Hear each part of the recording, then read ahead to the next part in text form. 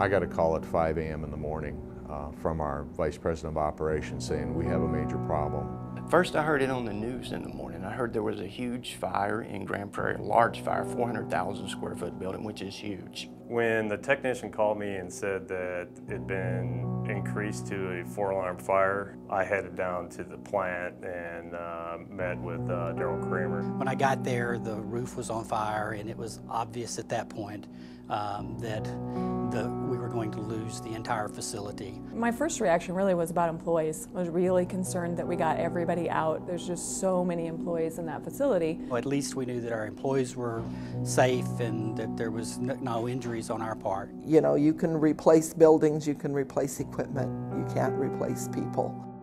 Dallas was kind of our flagship. It was the site that everybody was most proud of. It was our biggest site. Then you felt that kind of overwhelming sense of sadness for the people that had put all that time and effort into it. But, you know, then you get down to business and you start thinking about what do we need to do.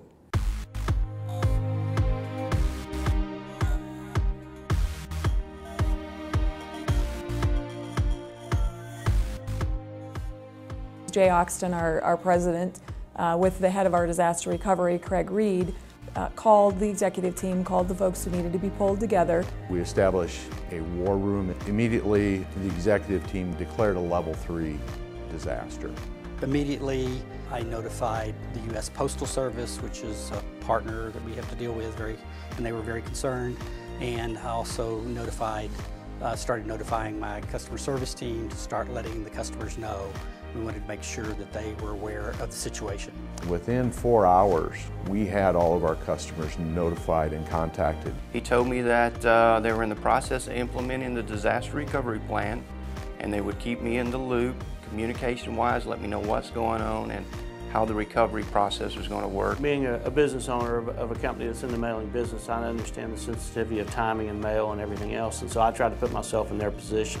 What would I do? Immediately following the disaster, we made decisions to move the mail to alternate processing facilities as per our disaster recovery plan. We knew that we had a second site that was only about a mile away that processed standard mail. So the first thing we decided to do was to turn that site into a first-class processing site. And we had our operations team that were contacting our sorter manufacturers and the electricians and making arrangements to see what kind of equipment was available to get up and running as quickly as we could. We had conveyor in this building that had to be removed because we were putting in additional sorters. We had to talk to the electrical contractors to make sure we had enough power. They were ordering equipment, they were setting up space, so he had them here immediately. Our plants are very intense in IT infrastructure. We had equipment pre-purchased, staged, imaged, ready to go. I think that's absolutely critical for how we were able to respond. In a typical situation, if you wouldn't have had that, it would have easily been a 2 to 3 week delay. We often think it's ironic that the fire was going on and we were processing mail in the other site already for same-day processing. In my opinion, this was one of Pitney Bowes' finest hours.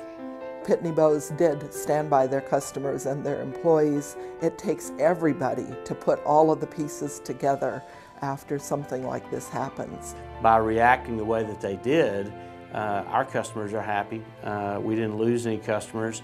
Matter of fact, it made us look stronger to them because the partners that we chose to handle our commingling of the mail, because there's a lot of companies that they couldn't survive this. You know, they would not have been able to make good on the mail that was destroyed. They would not have been able to make good on the logistics of getting things delivered.